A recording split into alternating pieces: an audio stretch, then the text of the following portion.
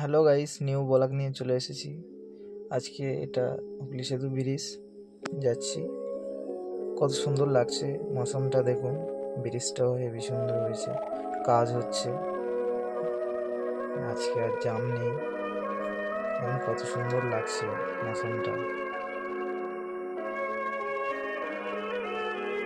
আজকে যাচ্ছিলাম একটা কাজে অঙ্কুরাটি, দেখুন কত সুন্দর লাগছে মৌসুমটা।